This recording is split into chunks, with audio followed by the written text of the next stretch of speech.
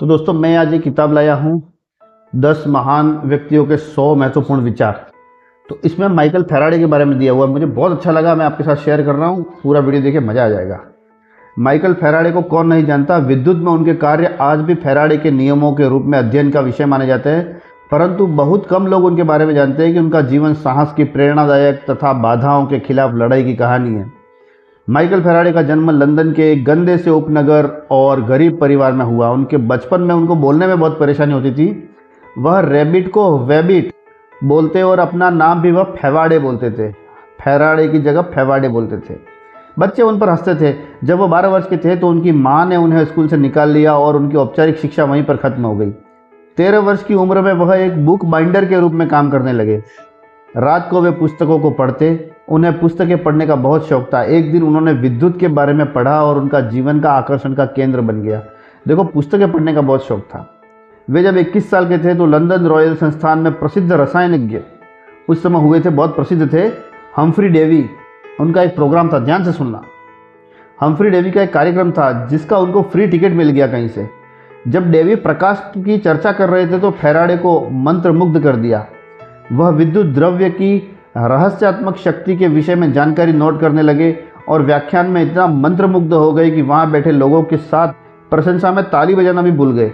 उनके द्वारा लिखे गए नोट्स इतने विस्तृत थे कि वापस लौटाने पर उन्हें पुस्तक के रूप में बाइंड कर डेवी को उपहार के रूप में दे दिया और निश्चय किया कि खुद बहुत महान वैज्ञानिक बनेंगे, केवल पुस्तकें नहीं पढ़ेंगे।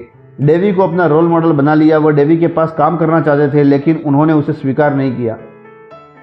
वो हम्फ्री डेवी के पास काम करना चाहते थे, जो महान रसायन विज्ञान के शास्त्री थे उस समय, लेकिन डेवी ने मना कर दिया। ठीक है, तभी एक चमत्कार हुआ। कुछ वर्षों बाद प्रयोगशाला में एक रासायनिक विस्फोट में डेवी आंशिक रूप से अंधे हो गए।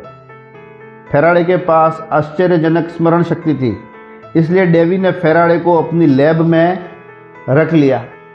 और डेवी नहीं चाहते थे कि फैराडे उनके साथ सहायक के रूप में काम करे, लेकिन उनकी मेहनत और लगन से वह सहायक भी बन गए। डेवी को कभी फैराडे से कोई अपेक्षा नहीं थी।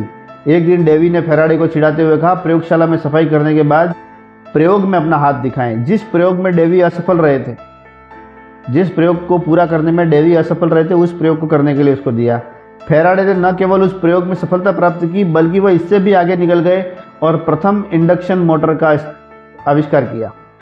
इंडक्शन मोटर ने क्रांति का सूत्रपात किया। पंखे, एयर कंडीशन, सिलाई मशीन, फोनोग्राफ, पावर टूल्स, रेलगाड़ी और हवाई जहाज के इंजन भी साधारण से इंडक्शन से विकसित हुए, जो फैराडे का मजाक उड़ाने के बाद में बने थे।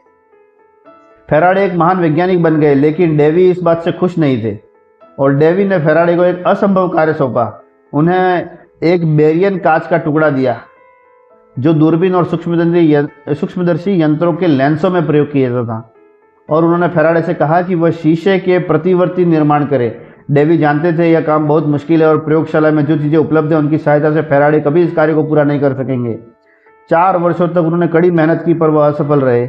इस कठिन समय को याद करने के लिए उन्होंने कांच के टुकड़े को प्रतीक चिन्ह के रूप में अलमारी में रख दिया, ताकि वह कठिनाइयों के जो दिन थे उनको याद दिलाते रहे कि परिश्रम के लिए सदैव प्रेरित करता रहे। 1829 में डेवी की मृत्यु हो गई। उसके बाद फैराडे प्रयोगशाला के प्रमुख बन गए। उन्होंने बिजली के उस जनरेटर को जन्म दिया जिसका प्रतिदिन हम सभी विद्युत शक्ति पैदा करने के लिए डायनेमो और अन्य उपकरणों का प्रयोग करते हैं।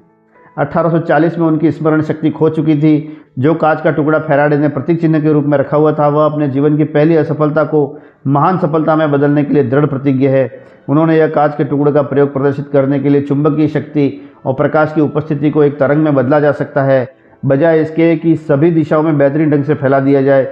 इस अवधारणा को विद्युतीकरण कहते हैं। फैराडे का जीवन अभाव से प्रारंभ हुआ, परंतु एक महान वैज्ञानिक के रूप में प्रत्येक कठिनाई का दृढ़तापूर्वक और दृढ़ विश्वास के साथ सामना किया। उसे एक अत्यंत कठिन कार्य दिया गया था, जिसे एक चुनौती के रूप में लिया और एक अवसर के रूप में लेते हुए पूरा किया। जब आप तारों को छूने की इच्छा करते हैं तो इस बात का कोई अर्थ नहीं रहता कि आप कौन हैं।